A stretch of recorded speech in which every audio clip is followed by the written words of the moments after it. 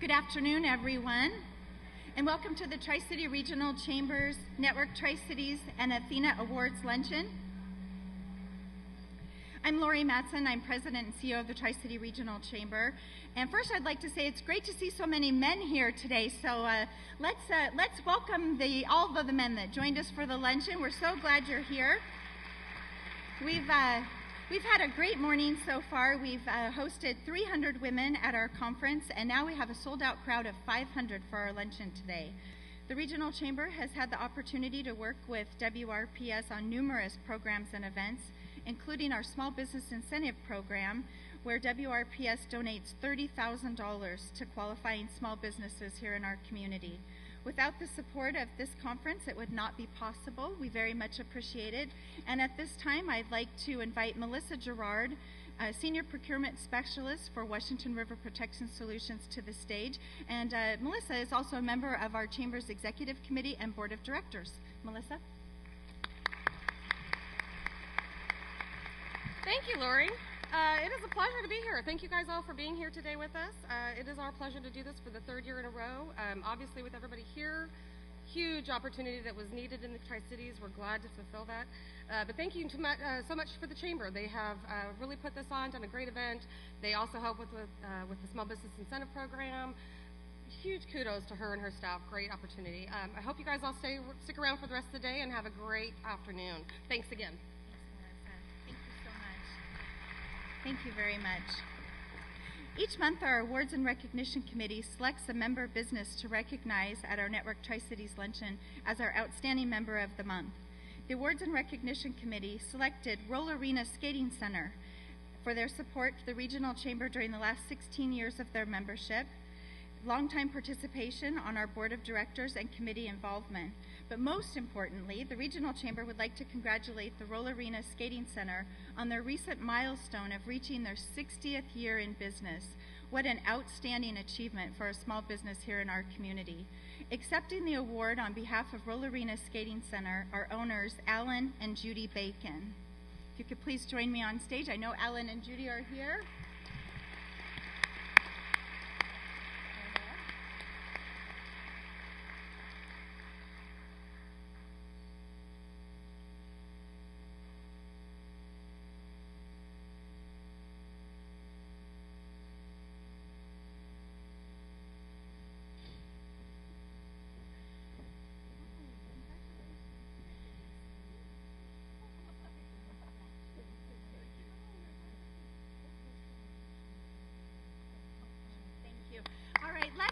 Congratulate Alan and Judy on 60 years of business. I know they threw a big party and were able to celebrate their 60th year. It is now my pleasure to introduce Renee Vasquez, our 2014 Chair of our Board of Directors. Renee.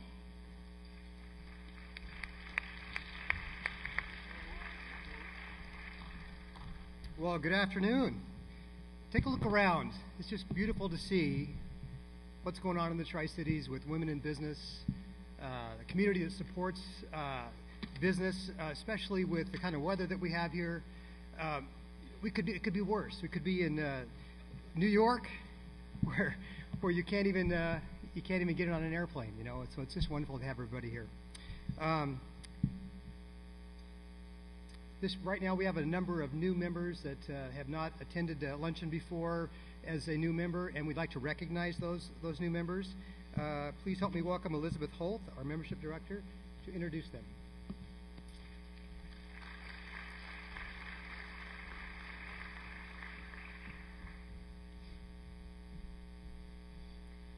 Hi, I'm Elizabeth, your new membership director. I'm excited to welcome a few of our new members who could be here today to recognize their new chamber membership. As I read your names, please come forward to receive your membership plaque. Please stand at the front until all names have been read and we've taken a group photo. I'd like to introduce Chrissy Vieira with Teachers World, Tracy McGonis, Landmark Professional Mortgage Company, Sharon Grant, Friends of Badger Mountain, Kathy Geiger with Geiger Travels, Chase Morgan with Chase Morgan Smart Realtors, Ashley Rose on behalf of Drs. Lindsay and Daniel Justice for Justice Family Chiropractic, Robert Lindsay with Game On Mobile Video Game Theater, Jackie Sharp for H&R Block, Melanie Hoffer, Senior Times, Brian Monarch and Justin Coronado with Up Angle Productions, Gretel Crawford with Gretel Crawford Homes and Interiors, and Shay Frigette with Frigette Winery. Please join me in welcoming these new members to the Regional Chamber.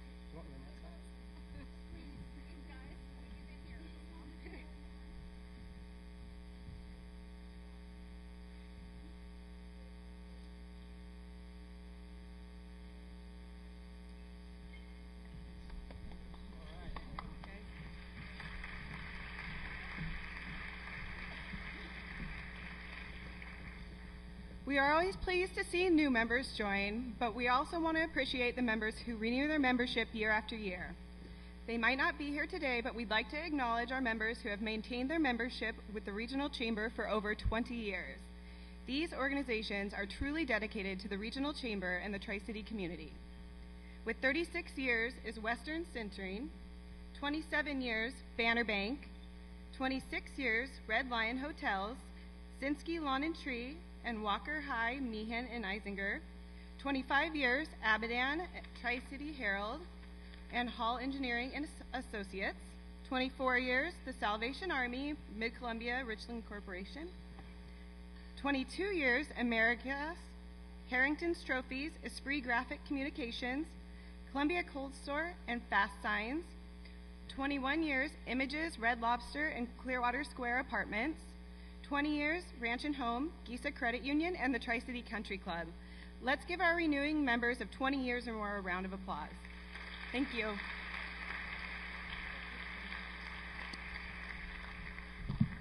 Congratulations, and thank you, Elizabeth.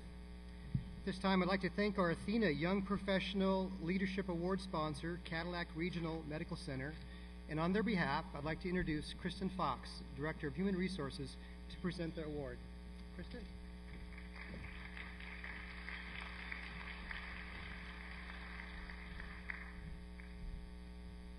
Good afternoon. Glad to be here today. When I was asked to present this award on behalf of Cadillac, I cleared my schedule because what an opportunity to be able to stand here with all of these professionals in the room today. Cadillac is the proud sponsor of the Athena Young Professional Leadership Award, which honors emerging leaders that demonstrate excellence, creativity, and initiative in their business or profession. They provide valuable service by contributing time and energy to improve the quality of life for others in the community. While clearly serving as a role model for young women personally and professionally, our 2014 Athena Young Professionals Award recipient meets these criteria.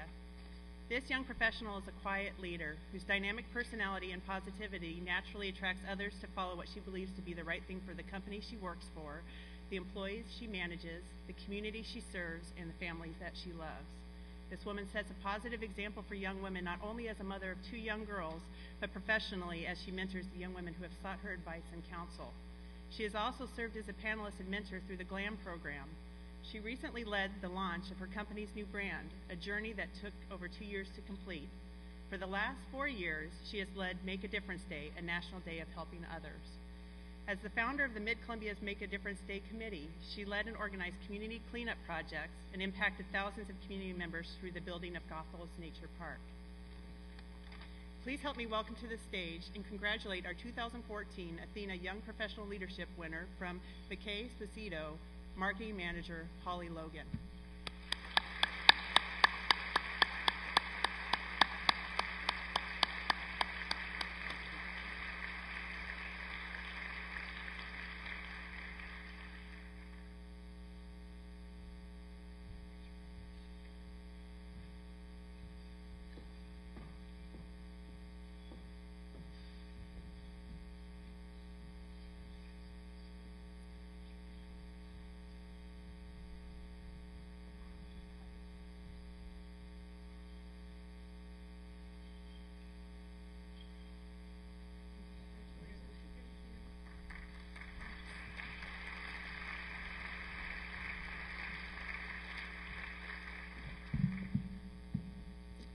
Well, congratulations to Holly, and thank you again to Cadillac Regional Medical Center for sponsoring the award. At this time, I'd like to thank our Athena Leadership Award sponsor, CH2M Hill Plateau Remediation, and invite Dee Milliken, Director of Communications, to present this award.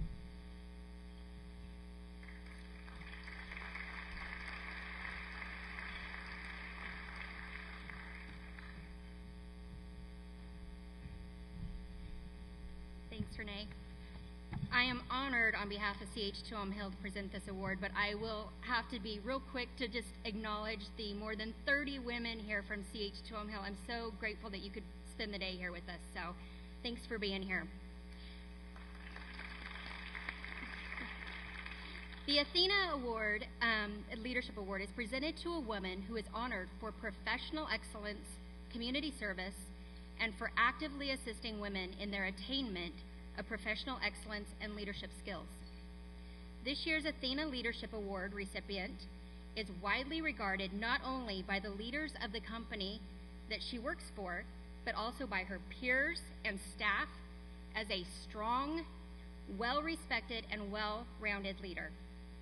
Since joining the Pacific Northwest National Laboratory in 1992, her strong business acumen led to a variety of wide-ranging and increasing responsibility roles in the finance arena, from business analyst to financial specialist to business development and analysis manager to financial operations manager.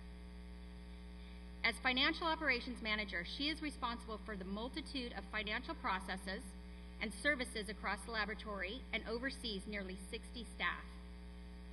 She is frequently sought out for career advice by women in all ranges of job positions who have noted and admired her professional growth and success. As a single mother with an extremely busy, high-responsibility professional career, finding time to give back to the community can be very challenging. However, since 2008, she has provided valuable service to the community by lending her financial skills and expertise to the GISA Credit Union Board of Directors, the board's credit and supervisory committees, and most recently as the current board secretary.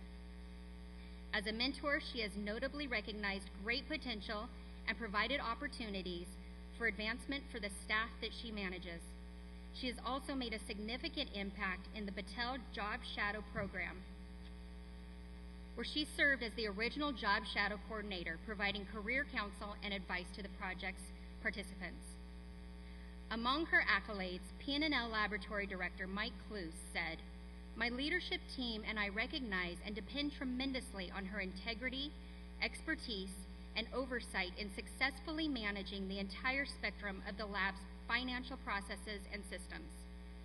Through expert management of P&L's financial arena, she and her team help enable the research of our world-class scientists. Please help me in welcoming to the stage and shine a much-deserved light on our 2014 Athena Leadership Award winner from Pacific Northwest National Laboratory, Financial Operations Manager, Iris Anderson."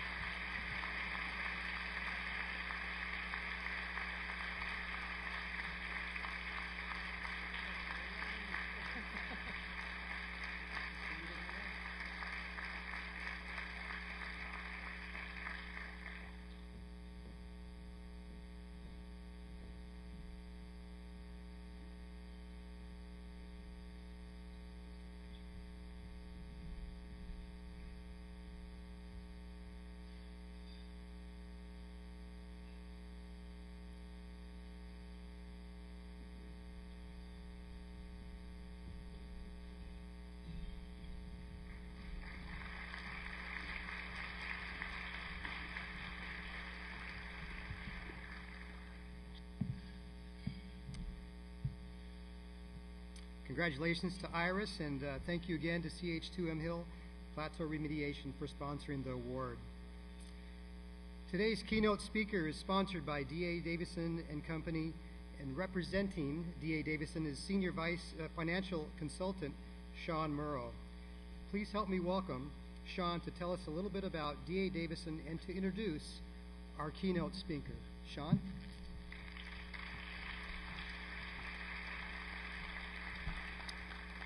Thank you so much. Last year was the first year that I came to this, and I was absolutely blown away by the opportunities to meet businesswomen across industries, and to have an opportunity not only to learn and to grow, but to network in the way that women do. And so I told Lori after the event last year, I really want to be involved in this in some way next year, and so does Davidson. So we are thrilled to be able to sponsor our keynote speaker today. Just a small side note, however, I may never get this opportunity again. I have been a lifelong Seahawks fan. Can we get a shout out? Rock on. All right. So when we first started talking about this, there is all kinds of goodies up here. When we first started talking about this, and Lori and Kim told me that Danielle was going to be the speaker, I was so excited. First of all, because she's in the same industry that I am. And I don't have to tell any of you that know me that I love my job, I love what I do, and I love the opportunity that it has for women because it's incredibly broad. So if you're ever interested in talking about that, please see me. But the opportunity to introduce Danielle and just hearing her story is fabulous. So I'm very, very excited. Am I talking too fast? Was real worried about that. Okay, so today, excuse me. On behalf of D.A. Davidson, it's my pleasure to introduce keynote speaker Danielle Bird. Danielle serves as Executive Vice President and Commercial Regional Manager for Washington State's Umpqua Bank. She oversees the bank's delivery of commercial banking products and services and is responsible for expanding Umpqua's commercial presence in the Pacific Northwest, which is a significant footprint. Danielle has 22 years of banking experience and business leadership turnaround experience, including 10 years with Bank of America and its predecessors serving in both retail and commercial banking. Before coming to Umpqua Bank, she was president and CEO of Legacy Logistics, LLC, in Anchorage, Alaska. Legacy was a business turnaround of failed logistics provider, Alaska Logistics. Her experience also includes serving as interim general manager for McAvoy Oil Company in Bellingham, Washington, where she successfully turned around and merged the company's fuel source subsidiary investment. Prior to McAvoy, she founded Dream Vision Productions, LLC, a television video production company producing content for national broadcast, corporate projects, and local nonprofit organizations. A native Washingtonian, Seahawks? Okay. Danielle earned her Bachelor of Arts in International Business from Seattle University and has served from 2011 to 2012 as a mentor for Seattle University's Albers School of Business MBA program and the Economic Development Institute. In 2011, Danielle was listed as one of Puget Sound's Business Journal's Top 40 Under 40 Business Executives. She's received Junior Achievement Spark Plug Award, love that, an annual award recognizing individuals with new ideas to create opportunities, something we've already talked about today, and ignite those around them, and she also has received the 2013 Umpqua Bank Leadership Award. She currently serves on the I don't know how she does all this, really. She currently serves on the Economic Development Council of Seattle King County's Board of Directors. Passionate about volunteerism, Danielle is the current board chair for Junior Achievement of Washington, previously volunteering internationally with Mother Teresa and as a wish grantor for Make-A-Wish Foundation. And now, please help me welcome Danielle Bird.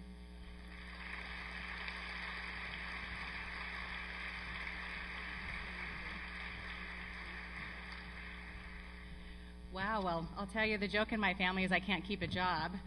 And when I hear all of that, I think they might be right. So thank you all for having me here today. Thank you, Lori, and thank you, Lisa, for giving me the opportunity to be here. I want to start off by congratulating Iris and Holly. You know, we're here to talk about leadership, but I think we are amongst an entire room full of extraordinary leaders, and certainly as we heard Iris's background and her accomplishments and Holly's background and her accomplishments. I know that I stand in a room full of giants, and so I'll do my best to share a little bit of what I've learned over time. But I welcome your thoughts and feedback when we get to the Q&A portion. You'll learn from me in a few minutes that I am very transparent and open, so there's not a question you can ask me that I'm not happy to answer. And so how did this come about, me being here today? Sean mentioned that I was and am the current board chair for Junior Achievement of Washington, and it's been a real joy and honor and pleasure over the last 17 years to be involved in that organization. And having the opportunity to work with Chris Judy here locally and Deb Bowen, who has served as the executive director here in the Tri-Cities for over 20 years before she recently retired, much to my dismay. I had the opportunity over the last 7 months to be over here quite a bit and to share in some of the amazing work that you all do in the community to support your students, to support your schools, and to support one another in the business community. And I was so deeply inspired. And so I'm really, really honored to be here and really appreciate your time. So women in business, right? And we've got about 100 men in the room. And so that's pretty extraordinary. So you're all brave. And when we talked about the conference topics, originally my topics were, or my themes, if you will, were more female related. But as I went back and started talking and looking at what our themes were for today, they really are universal. And so I hope that as you finish your lunch and eat your lunch that you are able to take away at least a nugget or two from what I have here, whether you're male or female here in the room. I think leadership and the concepts of leadership and what makes a great leader are really universal. So thank you for having me here today. So you heard that I was the Executive Vice President in charge of commercial banking here at Umpqua. And you heard a whole lot of other things about my resume. So the synopsis is 10 years in banking, 8.5 years running private companies, and then when Umpqua was looking to expand in the state of Washington, they came and asked me if I would consider coming aboard. And my first question was, we're in the worst financial crisis in the history of our country. Why in the world would you take somebody who's the CEO of a trucking company and ask me to take over your company? I think you're nuts. So I'll find somebody great for you, but it won't be me. I grew up in Washington. This is my home, and I want somebody to be great in this role and take great care of our community. Being a business owner, access to capital, and understanding what's happening in the tumultuous financial markets is crucial and critical. And so I want to make sure you're in really good hands. And as we started to talk and as I started to refer other business bankers into the company, what I learned about Umpqua was they are different. It's a different kind of company. And this isn't a plug for Umpqua, but it will lead into some of my comments about leadership.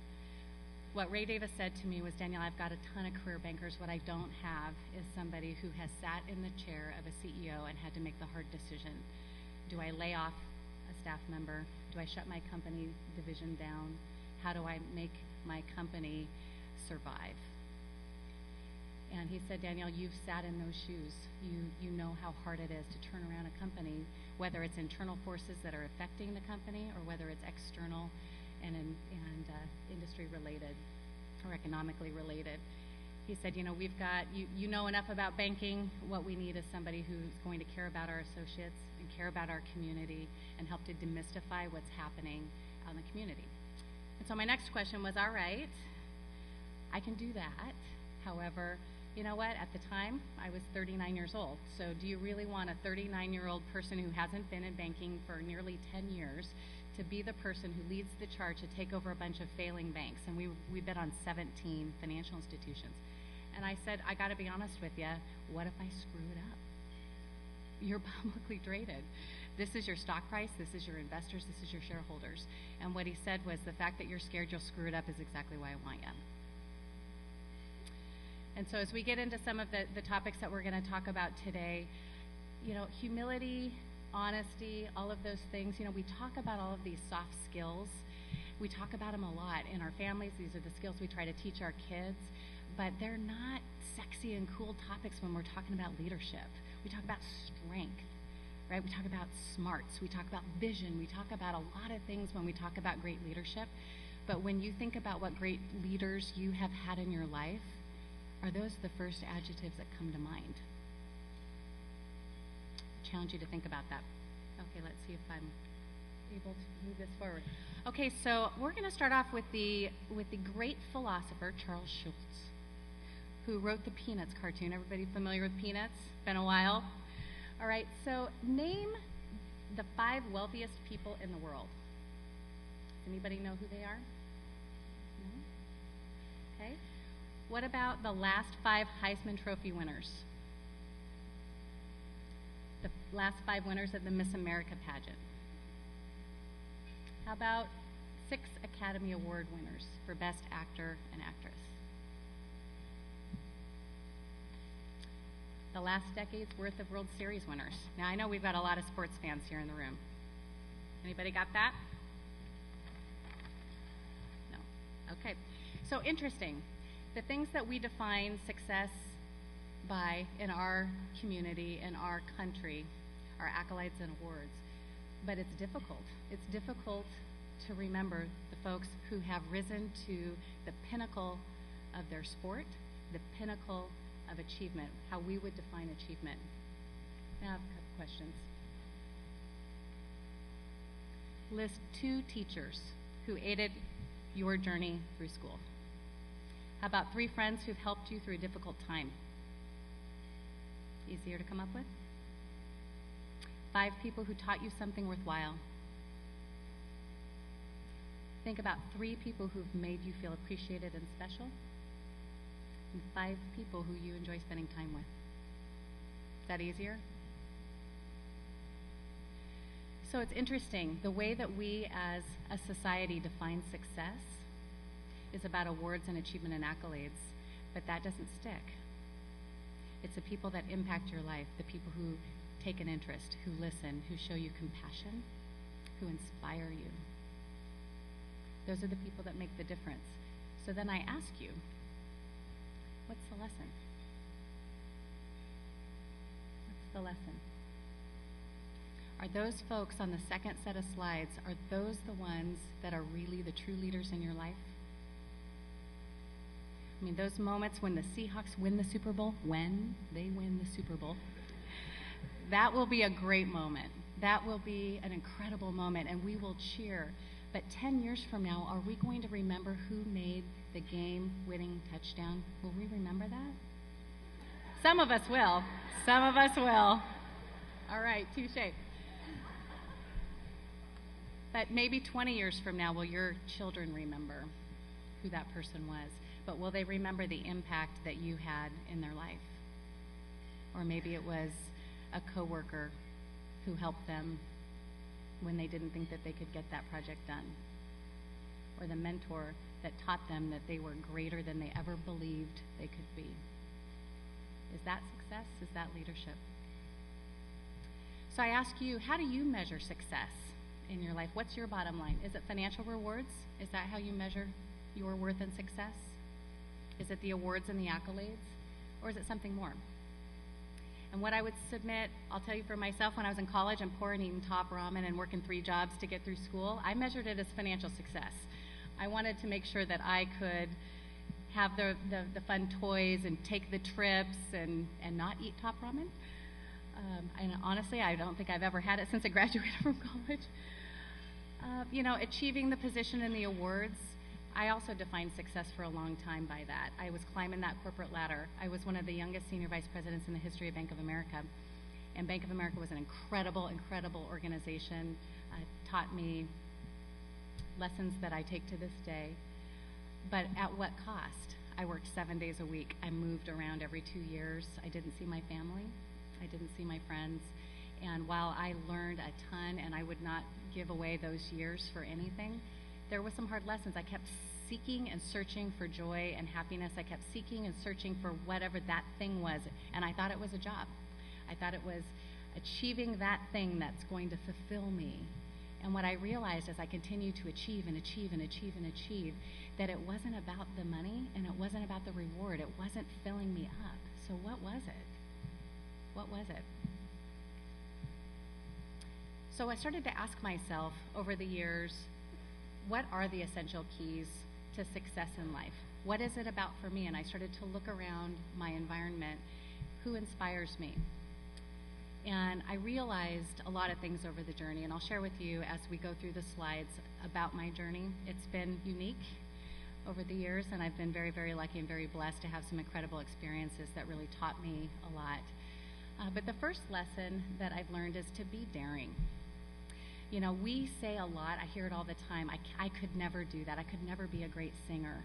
I could never be a head of a company. I'll probably never travel to Costa Rica. You know, whatever that thing is you think you could never do it. What are you waiting for? There is no such word as can't. There's no such word as never, especially growing up in this country. We are so powerful. We are powerful beyond measure. You can achieve anything. One of the sayings I have around the office is, if we can put a man on the moon, we can get this project done on time. I mean, really, if you think about the scale, you know, I was around, believe it or not, before cell phones were invented. Who would have thought you could walk around without a cord, right? It's amazing what's possible. We limit ourselves so much. Be daring. You know, I grew up in a family, single-parent family. No one in my family had ever graduated from high school. My brother and I are the first high school graduates. I'm the only college graduate in my family. My mom used to say, aim for the stars, and if you make it to the moon, it ain't bad. So we grew up thinking there are no limits. So we dreamed big. I told her as a kid, I want to have a horse. She said, we can't afford it. She said, figure it out. And so I ended up winning a radio contest, starting my own company, cleaning houses and mowing lawns, and I bought my own horse at 13. And I took care of it. Now, when I won the radio contest, my mom freaked out. Thank you. Because she said, oh no, I didn't really think she was going to do it.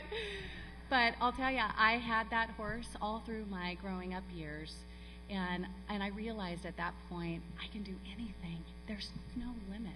There's no limits on us. Be daring. Service was a big deal in our family, and to whom much is given, much is expected, and that was a mantra in our family. And so when I was asked, I said I wanted to volunteer overseas, and I was asked where and why and who would you volunteer with, and I said, you know what, I got to dream big. Who would I volunteer with? And I said, I'd like to volunteer with Mother Teresa in Calcutta, India. And the friend that I was talking to on the phone, she said, you're kidding. My sister just got back from there. I was shocked, absolutely shocked. I'll tell you, when you dare to do what you've always dreamed of doing, the road will rise to meet you. It will meet you. Have you ever noticed when you set your mind to something, all of a sudden somebody comes across your path, a resource comes that you never knew was there, and it enables you to get to where you want to go? All you have to do is decide to do it. It doesn't mean it's easy. It doesn't mean it's easy. But be daring. Don't let a day of your life go by saying you can't. There's no obstacles. I'll tell you, growing up in a family where we were on welfare and food stamps and had the blocks of cheese, you know, who would have thought that I was going to go overseas and volunteer with Mother Teresa, live in France, get a degree in French, and be an executive of a bank today? If I can do it, I'll tell you, anybody can do it. Has anybody heard the name Roger Bannister? Does that sound familiar? Okay. In 1952, prior to Roger, it was believed that it was not humanly possible to run an under 4-minute mile. Over all these years, no one believed it was humanly possible. Roger Bannister in 1952 ran a 4-minute mile under 4 minutes. 7 days later, somebody broke his record. It's amazing. All those years, it was not believed to be possible to do it, and 7 days later, somebody broke his record. What can you do that you never thought was possible? It's incredible. So this is Leap in the Net Will Appeal. I'm a big quotes person, so I've got quotes on every one of these slides. So what you see there is a few photos. So I was a banker for 10 years, as you heard. I left banking, and I decided I wanted to start a media company. And I had folks say, first of all, what the hell are you doing? You're quitting a 10-year career, you're 28, what are you doing? And I said, you know, I'm not happy, so I want to go use my time and talents and do something that's meaningful in the world. This was before reality television ever set in, And I said, you know what? Media has a huge reach out into the world. It makes a difference in people's lives. And right now it's telling you you're not good enough, you're not pretty enough, you're not thin enough, you're not wealthy enough, you don't have a nice enough house. And I want to get into the media and I want to do something different. I want to tell a different story. And so when I went down to Los Angeles, I started meeting people. They said, you're crazy. Why would you do this? You're a banker trying to be a producer. And I said, if there is one person in media that can make money doing this, I can do it too. I just have to figure it out. And a couple years later, I had a strategic partnership with North by Northwest Entertainment out in Spokane, and we began producing work, and we did a lot for public television. We did for Hallmark Channel. That's shooting a piece for Hallmark Channel there. And we worked with the Moyer Foundation and several foundations here across the state of Washington. And I'll tell you, fun. Boy, did I have a great time. And I had a great time looking at all the network execs that told me at 28 that I couldn't do it. Right? You can take a leap. You can do anything. You just have to be willing to dive in the deep end of the pool and work really hard. And I will tell you, the first couple of years, I thought my passion had overtaken my sanity when I hadn't made $1. And I thought, what the hell was I thinking? I think I might have finally found the thing I can't do. But luckily, I continued forward and I had a breakthrough. The other two photos you see, McAvoy Oil Company, you heard. Tim McAvoy was a client of mine as a banker. He called me in a pickle. They'd taken over a company. It was failing. I was in Nashville on a television shoot. He called and said, Danielle, we're in trouble. And I said, look, I've never ran an oil company. And he said, I know you haven't, but I know you care, and I know you're great at business. Can you help us? And so I stopped what I was doing. What I thought was going to be a couple weeks turned into 10 months, taking over an oil company. Legacy Logistics, it was a similar situation. It was a trucking company up in Alaska. But when you stop and think, what must those truck drivers have thought when they saw me coming? Like, what in the hell does she know about trucking or oil? You know, I'm looking at 40-year veterans in these industries, and they're saying, you're going to save our company? Do you even know how to spell truck? Really?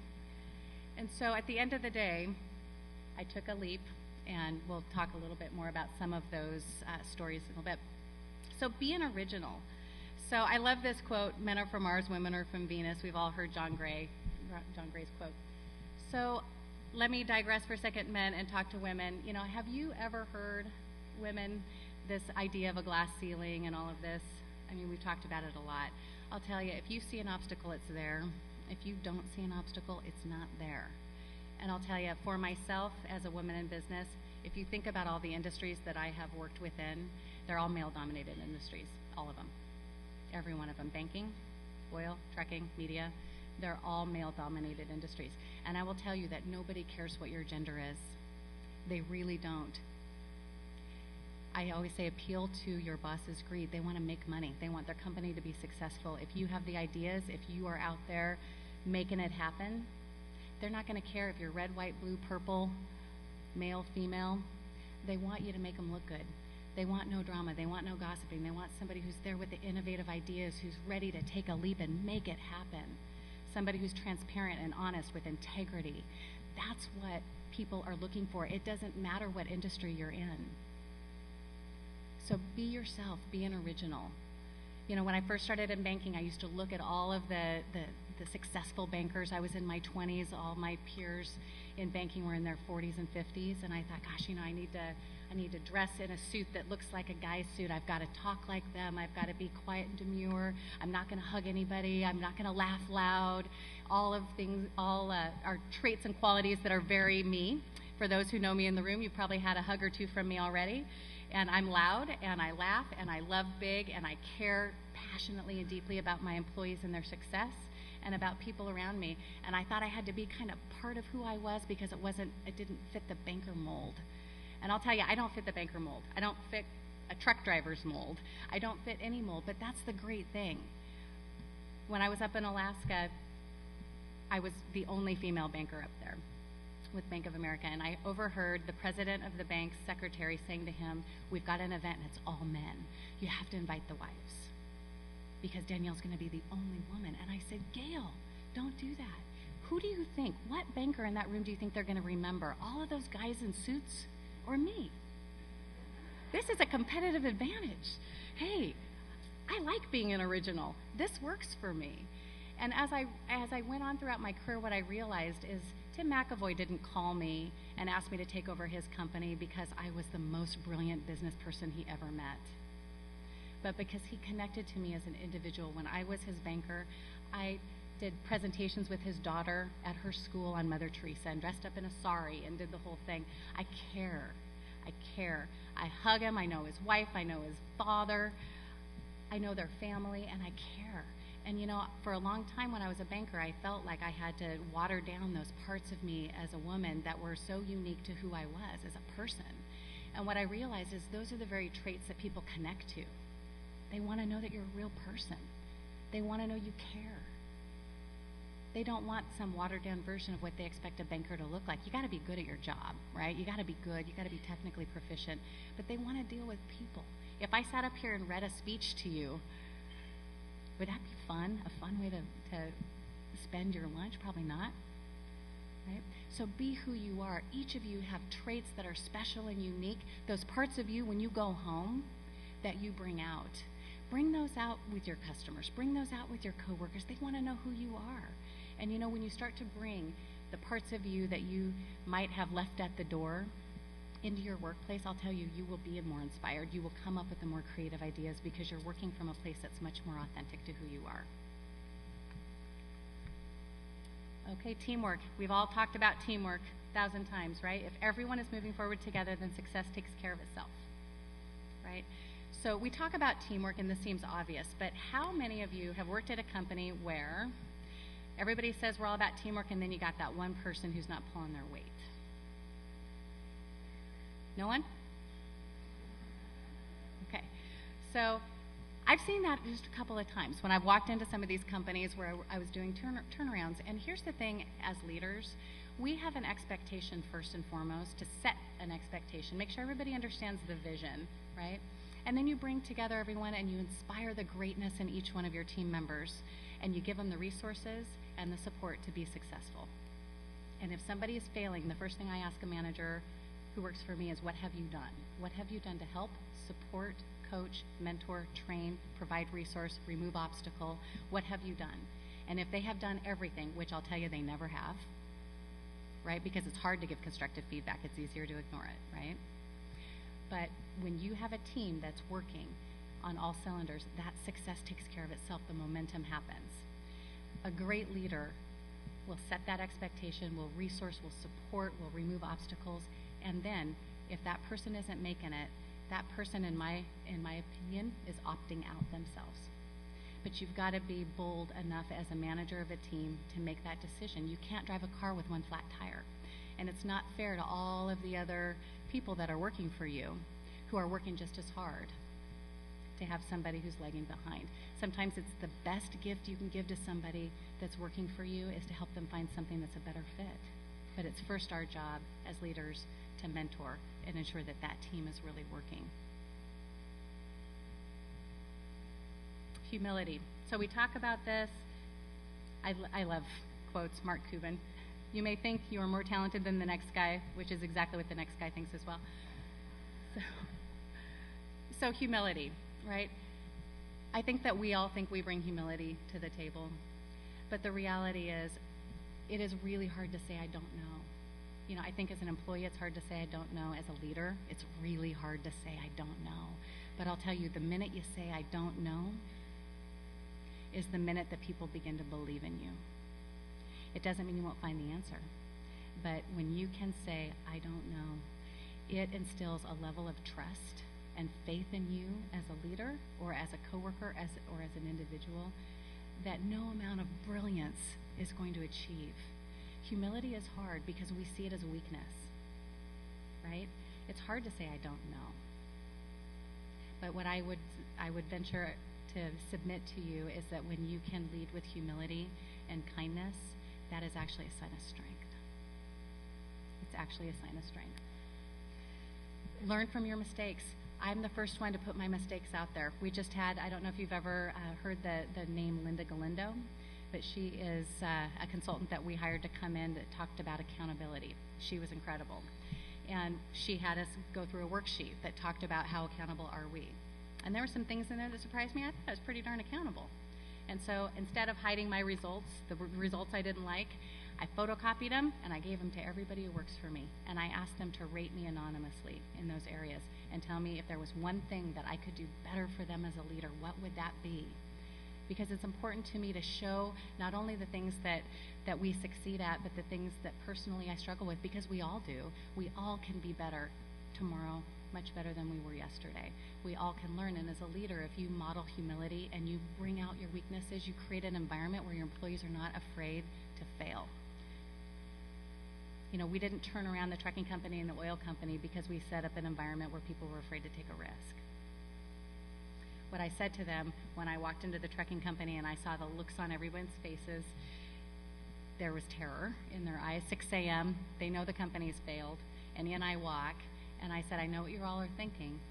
You're thinking, what does she know about trucking? And I said, and you're right, I don't know anything about trucking. But the good news is I'm looking at 40-year veterans that know everything there ever was to know about trucking. I don't need to know. I know a little bit about business, and together we're going to make this company successful, but I need you to tell me what are all the things that you wish that the former CEO would have done. And together we're going to create an environment where you're going to be able to take care of your kids, you're going to have a career, you're going to have an opportunity to pay your mortgage and put your kids through college, but we need each other. So I don't know what I don't know. Help me understand. And when I make mistakes, point it out. Tell me when I'm doing it wrong, because I won't know. And then I created several opportunities to be very humble. Them teaching me how to drive a forklift, for one, was humiliating, hilarious, and I think earned a little bit of trust.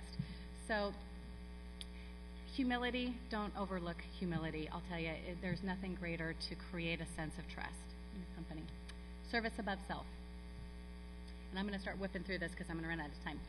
So service above self, okay, we talk a lot about community service. I'll tell you, the Tri-Cities community is better than anybody I have ever seen for service. Your community outreach, your support of your kids in this community are unbelievable. So I could go on, but in this room I'm preaching to the choir, I know that. But what I will say is share your gifts, not just outward in the community, but with one another. It's easy, I think, sometimes to start to feel competitive when you're in an environment, in a company, or, you know, really in any type of scenario. We're taught to compete, but the reality is the more that you elevate those around you, the more successful everybody is. You know, the rising tide lifts all ships. Service above self. Share the credit and appreciate others. Okay, so how many have been in a situation where you had a really great idea and somebody got credit for it and they didn't say a word? Okay, that's frustrating, right? It's not garnering friends. And I'll tell you, at the end of the day, when you share credit and appreciate others, what you do is you create a groundswell of support and momentum in a positive direction. And I'm not saying to do it just so that somebody will help you down the road, but I will tell you, for those who have been in those types of situations and then in an alternate situation where somebody's given you the credit, it is unbelievable the amount of loyalty that you earn. And I'll tell you, when I was a banker up in Alaska, it was my very first banking job, I was terrified. I was 24 years old, absolutely terrified. And the president handed me a deal for the Alaska Railroad, a $20 million deal. I was 24. My friends are all hanging out at bars, and I'm worried about a $20 million deal for the Alaska Railroad. I was absolutely terrified.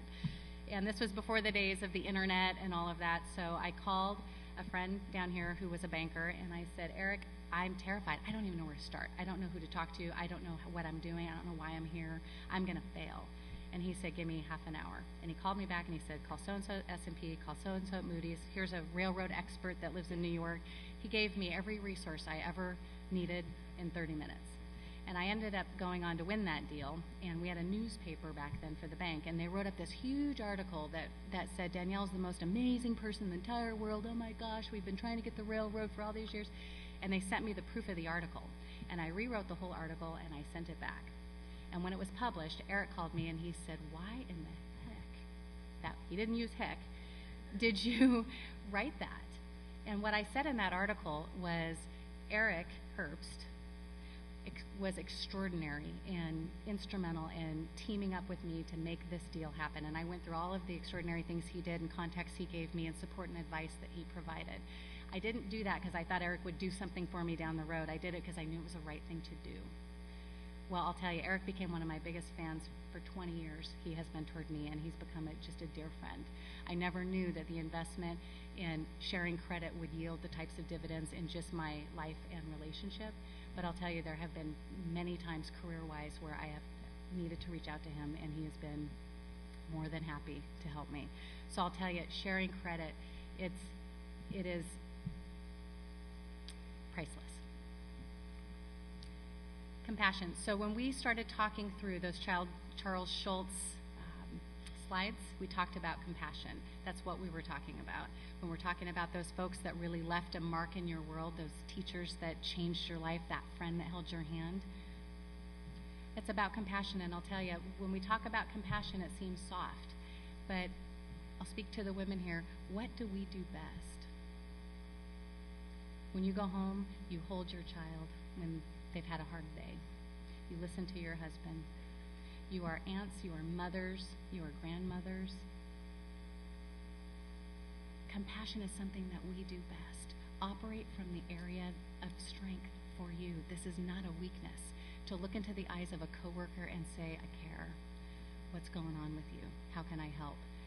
It will change their life. They will remember you, and I'll tell you, it creates opportunities for you to elevate as a leader when people trust you. And compassion is free to all of us. That connection, that human connection, it matters. It matters. Okay, integrity. We've talked about integrity. Is it far better to be trusted and respected than it is to be liked? You know, integrity is one of those things that I think we all, again, talk about in the leadership circles, but at the end of the day, it's the small decisions that you make when you think no one's watching. And those are the moments that stick with people. I have had people come to me and tell me about watching me talk to Howard, the security guard downstairs. We're going through a remodel in our building, and I noticed that he was cold because they removed his station, and so I brought him some gloves. And I had one of our loan assistants came up to me a couple weeks later, and she said, you know, I saw you give Howard a set of gloves the other morning. Wow, that made a difference to me. Thank you for doing that. And I wasn't doing it because I thought somebody else was going to see it, but I cared. And, you know, as a person of integrity who has the luxury financially to be able to afford almost anything that I want today, I looked at this man who has greeted us every single day for the 5 years I've worked in that building, and I saw him holding his hands and clasping his hands. And as a woman of integrity, I couldn't ignore it. I couldn't ignore it. It's the little decisions that you do every day. And I'll tell you, even if you don't hold a management title or position, each and every one of you are leaders. There is always somebody watching you. Think about when you watch your child do something and you realize that they are mirroring a behavior or a mannerism that you have. There's always, always, always someone watching. We're always leaders operating with integrity. It stays with people. Inspiring greatness in others. I always say to meet others where they are. You know, most of you may have kids, aunts, uncles. You might have nieces, nephews. You know, do you raise all your kids the same? Do you discipline them all the same? Is it all the same rules? You know, it's not. Meet people where they are. As a leader, I hear a lot of leaders say to me, you know, well, I've said this is what they need to do, and they're not doing it. Well, you know what? Understanding what motivates the people that you work with, your coworkers, understanding what motivates your kids. You know, some of your kids, they may be motivated by money. Others, it's praise. Others, it's just time with you. So paying attention, meeting your staff where they are. You know, when I was up in Alaska, Keith was the oldest truck driver who had been there through several management changes. And everybody said, that guy, he's got the golden ticket. He knows everything about this company. He knows everything that's broken. Well, Keith lived way in the outback in Alaska, and he had a beard about this long, and he wasn't real big on socializing, and he would not talk to me. And every time I was around him, his hands would shake, and he was very uncomfortable. So I showed up at 3 o'clock in the morning, and I was sitting in his truck, and I said, I'm going to do a ride-along with you, Keith. And the poor guy thought he was going to pass out. And I said, look, I need to hear what you have to say. And he said, why are you going to listen to me? I've said it to every other person. And I said, well, you might be right. I might not listen, but I just might listen. So I'm going to ride with you today, until you feel comfortable talking to me. Well, I rode the entire route. The guy never said a word. So I thought, this is not working out so great. So I waited, and I tried to approach him a different way. Nothing worked. And I talked to the dispatcher, and I said, what's the deal? What can I do to keep talking to me? And he said, he's not going to talk to you, Danielle. He's scared of people. He lives way out there where he lives because he doesn't want to talk to you. He doesn't want to talk to anybody. And I said, well, what does he care about? And he said, well, I'll tell you, what irritates him is his truck's always dirty because people are smoking in it. And he starts giving me the laundry list. So I said, all right. So I went to Keith and I said, look, I'll make you a deal. If you talk to me and give me all your ideas in any way, write it down, whatever you want, I will detail your truck and you can take your truck to and from work so that nobody drives your truck. But I know that you can help us be successful and I need you to work with me. Will you do that? And he did it. And I'll tell you, he taught me things about trucking in that next couple of weeks that I could have spent a lifetime in Alaska trying to turn that company around, and I would have never learned. But if I would have continued to try to get him to talk to me in the way that I was trying to get him to talk to me, he would never have spoken to me. But I met him where he was. I understood what was important to this man who had never missed a day of work in his life in 20 plus years at that company. Never missed a day. He cared about having a truck that he felt proud of. I met him where he was. We together were very successful, and then I elevated him and created a lot of accolades, which again I had to learn. I wasn't meeting him where he was because I thought it was great and he was mortified. So I had to apologize. So I'm still learning. But meet people where they are and inspire their greatness. People have talents and skills that they don't even see that they have, and if you're the one who sees the magic that they have and you help them see how they can be successful and contribute, they will contribute beyond your wildest dreams. And I'll tell you, Keith did. People never asked Keith what his ideas and thoughts were, and he really did revolutionize our company. And this company was failing. It was failed when I got there. And in 6 months, we turned it around. We took over a competitor, and within a year, we had $250,000 to the bottom line and created a cash cow that is continuing to this day. And the last one is have fun. Have fun. You know, I'll tell you, in my business, in banking, people were talking about not having a whole lot of fun through the financial crisis. And I said, you know, yeah, it's tough, but you have to be able to have fun. You've got to be able to have fun. You as leaders need to be able to let your hair down and have fun. And I'll tell you, I didn't bring the video because I wasn't quite sure I was ready for public humiliation to this big of a crowd. But I'll give you one final story on the have fun part. So I am not a typical bank executive. I'm sure you probably have gathered that by now. And so I had one of our guys who had been working on winning a deal. And he was working really hard. And it was a $10 million deal, and he did not get the deal. And he was heartbroken. So we were talking about this. This was 3 years ago. And I said, keep going. You know, they're your client. They just don't know it yet. Keep going. You can do it. Danielle, no. They don't want to bank with us. They want this. They want that. And I said, you know what? You're better than all of that. Keep going. Keep going. So he tries it the next year, and I mean nights, weekends, and he doesn't get the deal. Heartbroken. And he says, you know, Danielle, I'm not doing it anymore. And I said, I'll do anything. I will support you. What do you want if you get this deal, if you keep going? Well, we have what's called motivational moments at Umpqua Bank every morning at 9 a.m. And we had just had a motivational moment where we were talking about what do we do at family get-togethers and parties, holiday gatherings, what's something that sticks out. And I had shared that our family parties, we dance. And that my signature move when I was a kid was the worm. It's an old break dance move. So I shared at my own risk and peril, and so what he said was, well, if I get that deal, will you do the worm for all of us at the bank? And I said, you know what, I will. I will do that. Right? So I made the bet. I forgot all about it, other than I went home and found an old photo of me as a kid doing the worm, and I took a picture of it, and I emailed it, and I said, this could be yours. So last October, he landed the deal. And I was sitting in a boardroom with about 40 people, and he said, hey, didn't we have a bet on this deal? And this was 3 years ago. And I said, Mike, yes, we did. And he said, well, going to do the worm? And I said, well, I need to limber up. I got to practice. So give me some time.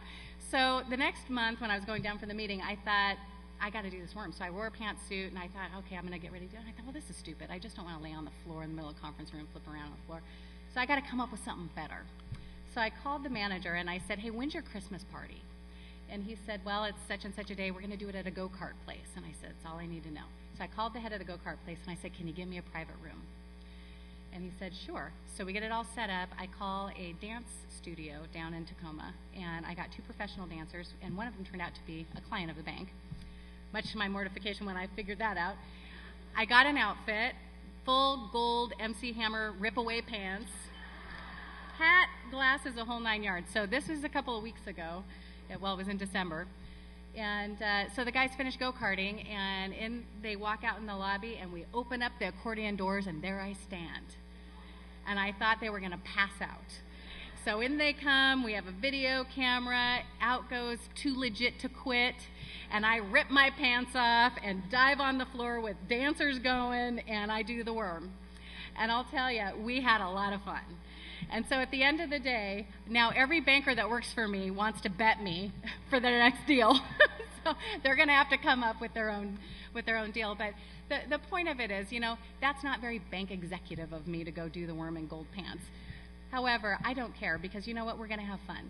You know, it's the same $10 million deal whether I did the worm for them or not. But I'll tell you, at the end of the day, why not have fun? It's the same 8 to 10 hours a day that we're going to be working together.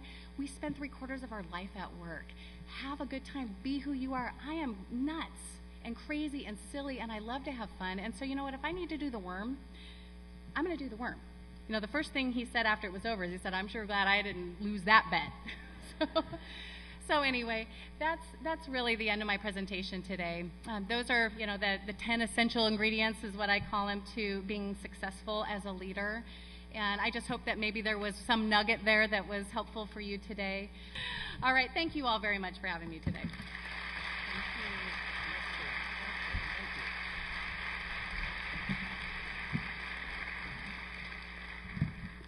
Fantastic. That was fantastic. Lee, Lori, if we get 1,000 people here next year, the worm maybe? No, that was fantastic. Thank you so much, Danielle. It's nice to have those kinds of notes and inspiration to help us all out. I want to just say, the 100 men that are here, we got a real treat to hear some of this great knowledge. Thank you very much. Before we adjourn, I'd like to take this opportunity to thank Washington River Protection Solutions for making the Women in Business Conference a success and a reality. D.A. Davison and Company for sponsoring our keynote speaker, Danielle. Thank you. CH2M Hill Plateau Remediation and Cadillac Regional Medical Center for sponsoring the Athena Awards. Thank you to all the sponsors of the Women in Business Conference, including the America Credit Union. It's going to sound like a long commercial. Hang on. The America Credit Union, GISA Credit Union, Prominence Public Relations, Teachers World, Tri-City Herald, Charter Business, Charter Media, Town Square Media, Versatile Design Studio, NBS Promos, Mustang Signs and Graphics, Kennewick Flower Shop, Bernard Griffin Winery, Hedges Family Estate, Charter Communications for taping today's event, the Track for their hospitality. A special thanks to Danielle for giving her time today. Thank you for that. I would also like to congratulate Iris Anderson and Holly Logan as our Athena Award winners. Thank you so much for attending the luncheon and conference. And remember, first of all, go Seahawks. Go Seahawks. And also remember, it's good business to do business with Tri-City Regional Chamber members. Thank you. Lunch adjourned. Thank you.